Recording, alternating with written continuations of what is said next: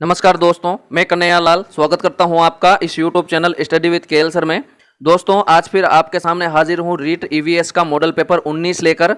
दोस्तों ये रीट ईवीएस का 19वां मॉडल पेपर है। इससे पहले 18 ईवीएस के मॉडल टेस्ट पेपर ले चुका हूं। अगर आपने उनको नहीं देखा है तो आप उन्हें जरूर देखिए। उसका लिंक आपको इस वीडियो के आई बटन पर मिल जाएगा। साथ ही इस जगह आपको ईवीएस की प्लेलिस्ट मिल जाएगी और डिस्क्रिप्शन में भी आपको प्लेलिस्ट का लिंक मिल जाएगा। दोस्तों इस टेस्ट में कुल 30 प्रश्न हैं जो कि रीट लेवल 1 और लेवल 2 दोनों ही की दृष्टि से बहुत महत्वपूर्ण है। अगर आप 30 में से 20 या 20 से ऊपर सही करते हो तो यकीन मानिए आपकी तैयारी बहुत बढ़िया है। चलिए दोस्तों वीडियो को शुरू करते हैं। वीडियो के आखिर में कमेंट में जरूर बताकर जाना कि आपके कितने सही हुए और आपको प्रश्न कैसे लगे। और दोस्तों अगर आप चैनल पर नए हैं तो बिल्कुल चैनल को सब्सक्राइब करके बेल आइकन प्रेस कर लीजिए ताकि आने वाली वीडियो की नोटिफिकेशन आपको मिल सके। और दोस्तों वीडियो को ज़्यादा से ज़्यादा लाइक और ज़्यादा से ज़्यादा शेयर करना है। पहला प्रश्न है दोस्तों, फसल की कटाई के पश्चात फसल के दानों या बीजों को भूसे से अलग करना कहलाता है हार्वेस्टिंग, थ्रेसिंग, विनोइंग, खरपतवार। तो बताइए इस प्रश्न का सही उत्तर क्या है। दोस्तों इस प्रश्न का सही उत्तर है विकल्प नंबर बी, थ्रेसिंग। भूसे से दानों को अलग करना थ्रेसिंग कहलाता है। प्रश्न नंबर 2 है, सामान खरीदते समय हमें प्राप्त करना चाहिए रसीद, वारंटी कार्ड, गारंटी कार्ड, उपयुक्त सभी। तो बताइए इस प्रश्न का सही उत्तर क्या है। दोस्तों इस प्रश्न का सही उत्तर है विकल्प नंबर डी, उपयुक्त सभी। अगला प्रश्न है दोस्तों प्रश्न नंबर 3, मोर को भारत का राष्ट्रीय पक्षी कब घोषित किया गया। 1956 में, 1959 में, 1961 में, 1963 में। तो बताइए इस प्रश्न का सही उत्तर क्या है। दोस्तों इस प्रश्न का सही उत्तर है विकल्प नंबर डी, 1963 में। मोर को भारत का राष्ट्रीय पक्षी 1963 में घोषित किया गया। अगला प्रश्न है दोस्तों प्रश्न नंबर 4, पर्यावरण अध्ययन के शिक्षा शास्त्र के संदर्भ में सिवाय के निम्नलिखित सभी वांछनीय अभ्यास है। आलोचनात्मक चिंतन और समस्या समाधान के लिए क्षमता संवर्धन करने, बच्चों की अस्मिता का पोषण करने, वास्तविक अवलोकन के स्थान पर पाठ्य पुस्तकीय ज्ञान की श्रेष्ठता को स्वीकार करने और पाठ्य वस्तुओं और संदर्भों की बहुलता को बढ़ावा देने। बताइए इस प्रश्न का सही उत्तर क्या है। दोस्तों इस प्रश्न का सही उत्तर है विकल्प नंबर 3, वास्तविक अवलोकन के स्थान पर पाठ्य पुस्तकीय ज्ञान की श्रेष्ठता को स्वीकार करना। चलिए दोस्तों अगला प्रश्न है प्रश्न नंबर 5, जोधपुर स्थित चांद बावड़ी का निर्माण किसने करवाया था। रानी चांद कुंवरी, रानी परिमल देवी, बखत कंवर, रानी रामरसदे। तो बताइए इस प्रश्न का सही उत्तर क्या है। दोस्तों इस प्रश्न का सही उत्तर है विकल्प नंबर ए, रानी चांद कुंवरी। दोस्तों जोधपुर का महाराजा जोधा था, राव जोधा, उसकी सोनगरी रानी चांद कुंवरी ने इस चांद बावड़ी का निर्माण करवाया था। अगला प्रश्न है दोस्तों प्रश्न नंबर 6, भूमिगत जल स्तर को उसके प्राकृतिक स्तर पर पुनः लाने के लिए निम्न में से कौन सा उपाय सर्वथा उचित है। पारंपरिक फसलों को उगाया जाना, धान और गन्ने के उगाने का क्षेत्रफल बढ़ाया जाना, पाताल तोड़ कुओं का अधिक निर्माण करवाना, और चौथा ऑप्शन है दोस्तों औद्योगिकरण को बढ़ावा देना। औद्योगिकरण को बढ़ावा देना, यहां पर थोड़ी टाइपिंग मिस्टेक है, औद्योगिकरण को बढ़ावा देना। तो बताइए इस प्रश्न का सही उत्तर क्या है। दोस्तों इस प्रश्न का सही उत्तर है विकल्प नंबर सी, पाताल तोड़ कुओं का निर्माण करवाना। यहां पर दोस्तों क्या है कि पाताल तोड़ कुएं हैं, इससे जल स्तर में थोड़ी सी वृद्धि होती है। अगला प्रश्न है दोस्तों प्रश्न नंबर 7, कोई पक्षी पेड़ की ऊंची डाल पर अपना घोंसला बनाता है। यह पक्षी हो सकता है शकरखोरा, कलचिड़ी, कौवा, फाख्ता। तो बताइए इस प्रश्न का सही उत्तर क्या है। दोस्तों इस प्रश्न का सही उत्तर है विकल्प नंबर सी, कौवा। अगला प्रश्न है दोस्तों प्रश्न नंबर 8, अपने काम से मतलब रखने के अर्थ में प्रयुक्त राजस्थानी कहावत है। आम खाना के गुठली फेंकनी, आम मीठा तो नीम खारा, आम खाना के पेड़ गिनना, खुदा ने खुदा पिछाने। तो बताइए इस प्रश्न का सही उत्तर क्या है। दोस्तों इस प्रश्न का सही उत्तर है विकल्प नंबर सी, आम खाना के पेड़ गिनना। चलिए दोस्तों अगला प्रश्न है प्रश्न नंबर 9, रामसर कन्वेंशन कब अंगीकृत हुई।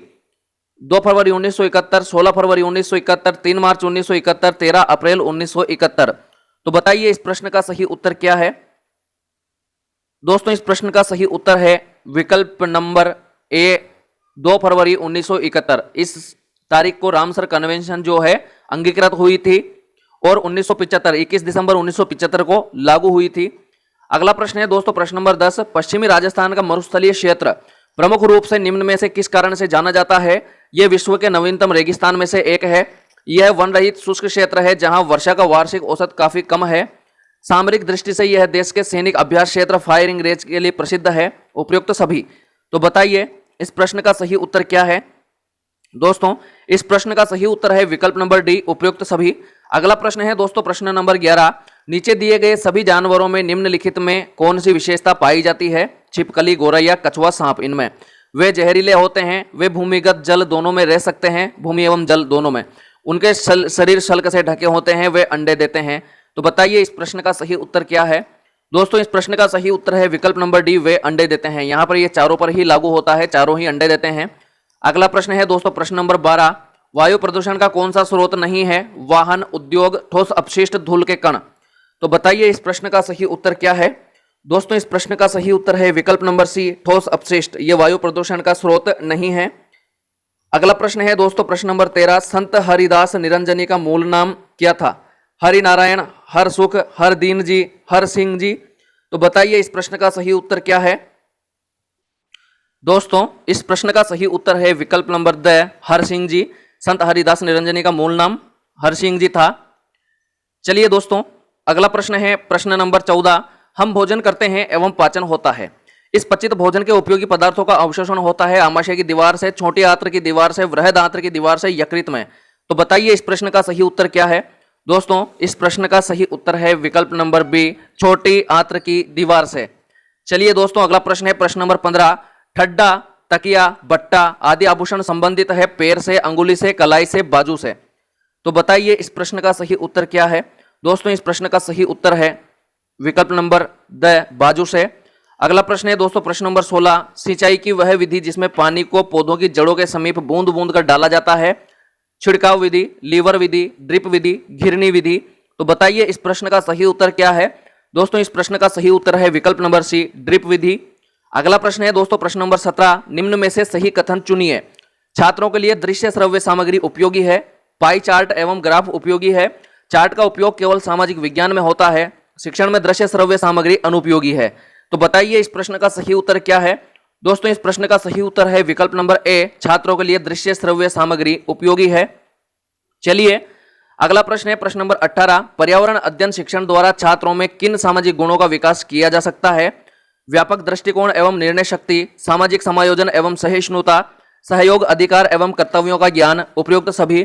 तो बताइए इस प्रश्न का सही उत्तर क्या है दोस्तों। इस प्रश्न का सही उत्तर है विकल्प नंबर डी, उपयुक्त सभी। यहां पर सही आंसर होगा उपयुक्त सभी। अगला प्रश्न है दोस्तों प्रश्न नंबर 19। कौन सा सुमेलित नहीं है? अंबाजी मेला गुजरात, माघ मेला उत्तर प्रदेश, नैना देवी असम, बेणेश्वर मेला राजस्थान। तो बताइए इस प्रश्न का सही उत्तर क्या है दोस्तों। इस प्रश्न का सही उत्तर है विकल्प नंबर सी, नैना देवी मेला असम। दोस्तों जो नैना देवी का मेला है वो हिमाचल प्रदेश के बिलासपुर में आयोजित होता है। यहां पर ये असम गलत दे रखा है, तो यही अपना सही आंसर है। अगला प्रश्न है दोस्तों प्रश्न नंबर 20। तहसील क्षेत्र के सभी ग्रामों के रिकॉर्ड्स राजस्व रखने की जिम्मेदारी किसकी होती है? नायब तहसीलदार, उप जिला कलेक्टर, तहसीलदार, विकास अधिकारी। तो बताइए इस प्रश्न का सही उत्तर क्या है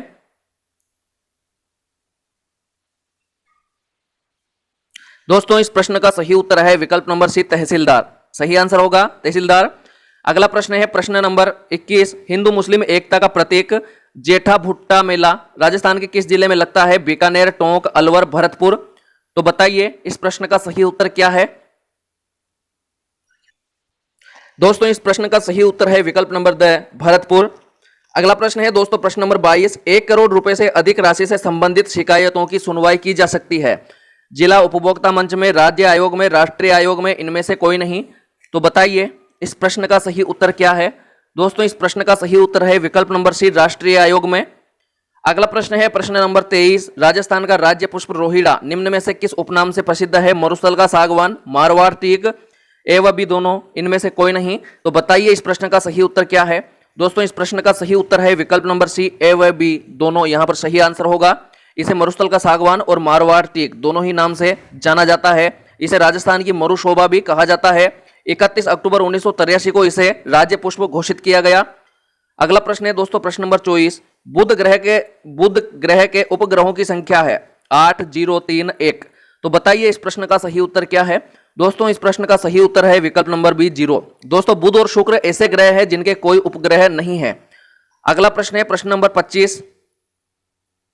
पर्यावरण अध्ययन की कक्षा में अवधारणाओं को स्पष्ट करने के लिए कविताओं और कहानियों कथन का प्रयोग करना उचित दिशा में बच्चों की ऊर्जा को संकेंद्रित करता है, पाठ को आनंददायक और रोचक बनाने में मदद करता है, स्थानीय और विश्व स्तर पर संसार की प्रकृति को खोजने और कल्पना करने की योग्यता का विकास करने में मदद करता है, बच्चों में विद्यमान भाषिक और सांस्कृतिक विविधता को ध्यान में रखता है। तो बताइए इस प्रश्न का सही उत्तर क्या है। दोस्तों इस प्रश्न का सही उत्तर है विकल्प नंबर सी, स्थानीय और विश्व स्तर पर संसार की प्रकृति को खोजने और कल्पना करने की योग्यता का विकास करने में मदद करता है। अगला प्रश्न है दोस्तों प्रश्न नंबर 26, एवरेस्ट फतेह हासिल करने वाली पहली महिला पर्वतारोही है अरुणिमा सिन्हा, बछेंद्री पाल, संतोष यादव, प्रेमलता अग्रवाल। तो बताइए इस प्रश्न का सही उत्तर क्या है। दोस्तों इस प्रश्न का सही उत्तर है विकल्प नंबर बी, बछेंद्री पाल। इन्होंने 23 मई 1984 को एवरेस्ट फतेह किया था। अगला प्रश्न है दोस्तों प्रश्न नंबर 27, पर्वतारोही नुकीली कीलों वाले जूते का प्रयोग करते हैं बर्फ पर फिसलने से बचने के लिए, बर्फ पर फिसलने के लिए, बर्फ पर गड्ढा करने के लिए, रास्ते पर चिन्ह बनाने के लिए। तो बताइए इस प्रश्न का सही उत्तर क्या है। दोस्तों इस प्रश्न का सही उत्तर है विकल्प नंबर ए, बर्फ पर फिसलने से बचने के लिए वो नुकीली कीलों वाले जूतों का प्रयोग करते हैं। अगला प्रश्न है दोस्तों प्रश्न नंबर 28, पर्यावरण में मानव द्वारा लाए गए परिवर्तनों को सम्मिलित रूप से कहा जाता है सामाजिक पर्यावरण, प्राकृतिक पर्यावरण, स्थूल पर्यावरण, इनमें से कोई नहीं। तो बताइए इस प्रश्न का सही उत्तर क्या है। दोस्तों इस प्रश्न का सही उत्तर है विकल्प नंबर ए, सामाजिक पर्यावरण। अगला प्रश्न है दोस्तों प्रश्न नंबर 29, सिरवी जाति के लोग आई माता के मंदिर को क्या कहते हैं, थान, चबूतरा, दरगाह, देवड़ी। तो बताइए इस प्रश्न का सही उत्तर क्या है। दोस्तों इस प्रश्न का सही उत्तर है विकल्प नंबर सी, दरगाह। चलिए दोस्तों अगला और आखिरी 30वां प्रश्न। उससे पहले अगर आपने वीडियो को लाइक नहीं किया है तो वीडियो को लाइक और शेयर कर दीजिए, साथ ही चैनल को सब्सक्राइब कर लीजिए। 30वां प्रश्न है प्रोजेक्ट टाइगर कब लागू हुआ, 2011, 1970, 1973 और 2007। तो बताइए इस प्रश्न का सही उत्तर क्या है। दोस्तों इस प्रश्न का सही उत्तर है विकल्प नंबर सी, 1973 यहां पर सही आंसर होगा। चलिए दोस्तों आज के लिए इतना ही, मिलते हैं जल्दी ही नए वीडियो में नए टेस्ट के साथ, तब तक के लिए नमस्कार।